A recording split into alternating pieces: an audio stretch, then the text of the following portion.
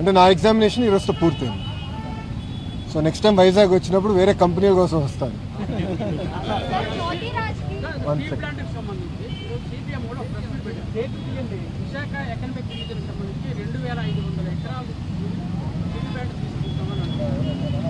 ఎవరన్నారండి? ఒక్క నిమిషం సార్, ఒక్క నిమిషం.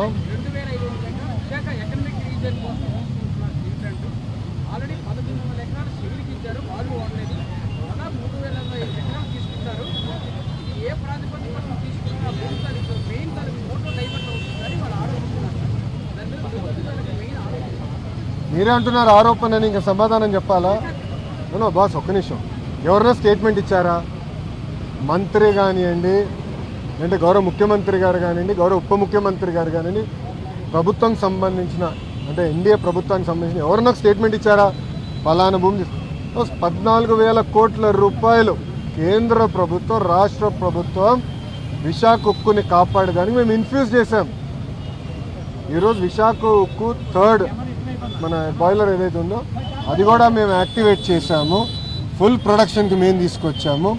గతంలో కూడా ఇలాంటి పరిస్థితి వస్తే ఆనాడు వాజ్పేయి గారు, చంద్రబాబు నాయుడు గారు కలిసి విశాఖ ఉక్కుని కాపాడారు. ఈరోజు మోడీ గారు, చంద్రబాబు నాయుడు గారు కలిసి మళ్ళీ విశాఖ ఉక్కుని కాపాడుతున్నారు. సో అపోహలు ఏమవసరం లేదు. విశాఖ ఉక్కుని ప్రైవేటీకరణ జరగదు, జరగనీయం. కానీ విశాఖ ఉక్కు ప్రాఫిట్లో నడవాలని మేమందరం కోరుకుంటున్నాం. ఎందుకంటే పదే పదే బెయిల్అవుట్లు ఇస్తాం, కరెక్ట్ కాదు. ప్రాఫిట్లో నడవాలి, దానికి అందరూ సహకరించాలి. విశాఖ ఉక్కుకి సంబంధించిన భూమి 1 ఎకరం కాదు కదా, 1 గజం ఏ ఒరిజినల్ ఇంటెన్షన్కి ఇచ్చారో దానికే వాడతాం తప్ప వేరే దానికి డైవర్ట్ చేయాలన్న ఆలోచన ఎన్డీఏ ప్రభుత్వానికి లేదు. సిపిఎం సోదరులకి స్క్రిప్ట్ ఎక్కడి నుంచి వచ్చిందో వాళ్ళే దానికి సమాధానం చెప్తే బాగుంటుంది.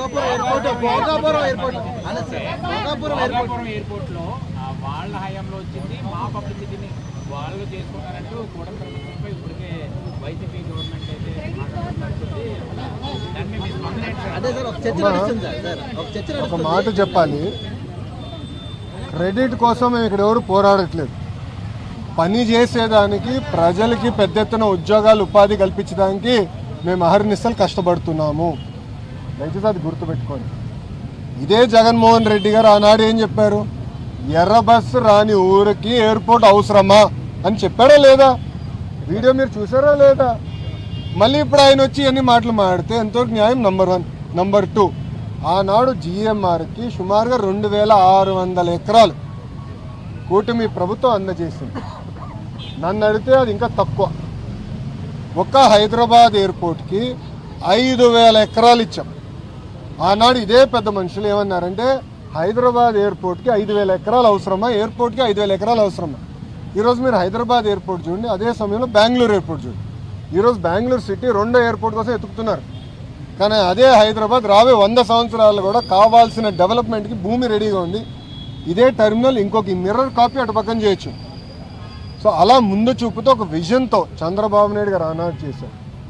జగన్మోహన్ రెడ్డి గారు అధికారంలోకి వచ్చిన తర్వాత జిఎంఆర్కి ఇచ్చిన భూమి కూడా వెనక్కి తీసుకున్నాడు. సుమారుగా 600 ఎకరాలు వెనక్కి తీసుకున్నారు. కూటమి ప్రభుత్వం తిరిగి వచ్చిన తర్వాత ఆ భూమి మళ్ళీ జిఎంఆర్కి తిరిగి ఇచ్చారు. ఎందుకు ఇచ్చారు మనం చెప్పాలి. కేవలం ఒక ఎయిర్పోర్ట్లో ఫ్లైట్లు ల్యాండ్ అవుతాము, ప్యాసింజర్స్ దిగుతాం, ప్యాసింజర్స్ ఎక్కి వెళ్ళిపోతాం కాదు. లార్జర్ ఎకో సిస్టమ్ అనేది చాలా చాలా అవసరం. లార్జర్ ఎకో సిస్టమ్ అంటే MRO engine maintenance, under body maintenance, paint shop, ఇవన్నీ ఎకో సిస్టమ్ ఏర్పాటు చేస్తేనే పెద్ద ఎత్తున మన పిల్లలకి ఉద్యోగాలు, ఉపాధి కల్పించగలుగుతాం. ఆ లక్ష్యంతో ఆ భూమి కూడా తిరిగి వాళ్ళకి ఇచ్చి ఎంఆర్ఓ ఏర్పాటు చేస్తున్నాం. మొన్న నేను వచ్చాను, అశోక్ గజపతి రాజు గారి దయ వల్ల మానసాస్తో జిఎంఆర్